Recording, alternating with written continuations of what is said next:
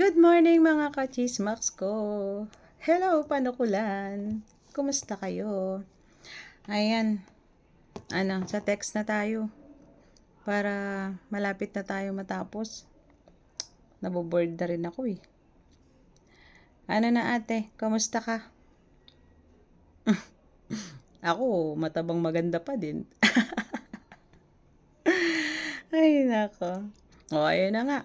Pagkatapos ng mga first account niya, second account ni kuya, dahil hindi ko pinapansin, sa text naman ako ginlo. Patulan ko nga isang beses nang malaman ko kung sino. Kung ano yan. Kung ano-anong tinitext yun sa akin, hindi ko pinapansin. Inahayaan ko lang siya magsalita. Tapos syempre sa punto ng salita, malalaman ko kung taga saan.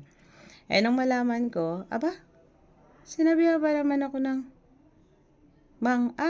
agaw. Ko naman. Ano yan si kuya? Pusa? Pag gustong kunin, kukunin. Ikaw talaga. Ano pa yung sabi mo? Baka magkaanak. Magkakanak sa iba? Yung salitang yun, parang hindi bagay na sa'yo nang galing. Ikaw pa talaga nagsalita ng ganun. Magkakanak sa iba. Unang-una, kaya wala akong anak kasi may PCOS ako. 'Di ba? Kaya wala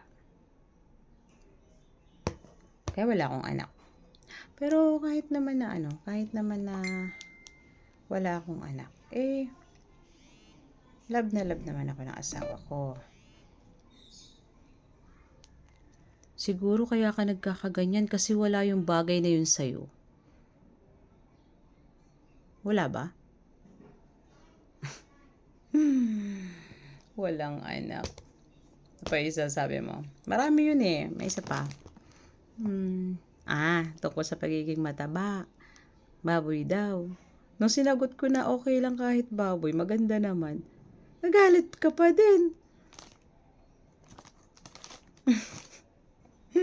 Wala nang mabuti sa'yo. Negative, positive, wala na. Ay, nako. Ay, ikaw nga, may anak ka nga naman.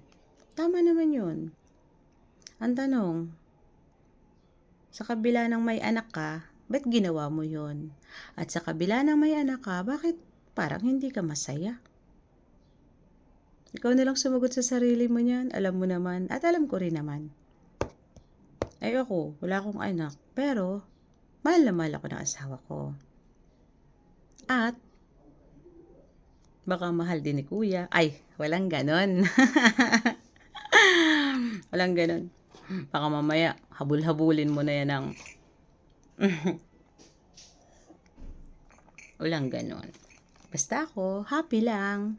Masaya sa buhay ko. Huwag ganun yung mga salitang binibitawan mo, ate, ha? Nababaktuyo ka. Alam naman nila yun kung bakit. Hindi mo na kailangan isa-isahin yung mga pinagagawa mo. Kasi from the start naman, kinausap kita ng maayos. 'Di ba? Pinaliwanag ko sa'yo ng maayos. Hindi ko lang naintindihan bakit nagkaganyan ka.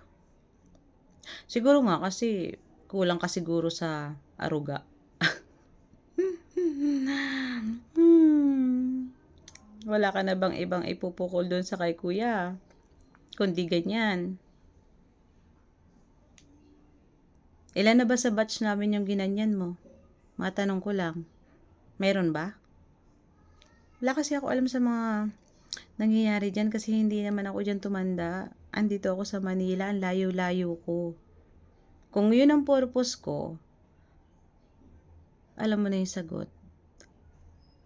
Ayoko magsalita ng hindi maganda. Hanggat maaari nga, ayoko nakakasakit ng salita eh. Kaya lang, mapilit ka. Alam mo yun. Habang pinapabayaan kita, dire-diretso ka sa ginagawa mong kasinungalingan. Nung patulan ko naman, mas galit pa. Siya naman ito nag-umpisa. O ngayon, ano, na nakikita mo na masaya sila. Ikaw kasi, lahat ng sasabihin mo, mababack to you ka lang. Yung tungkol sa anak-anak, para namang hindi nila alam. Yung tungkol sa ginawa mo, ako pa tatakutin mo tungkol sa kahihiyan. Ay naku, kaya kitang sabayan.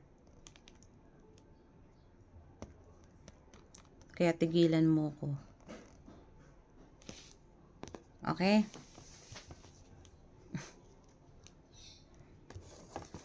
Ayoko maraming salita. Nakakapuno ka kasi. Huwag kang mainip. Magkikita pa tayo. Alam namang hindi. Ang lapit mo sa akin. Okay? Kalma ka lang.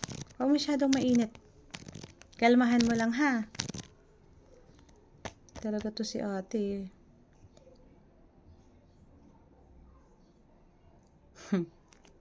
See you. Bye. Love you. Bye-bye.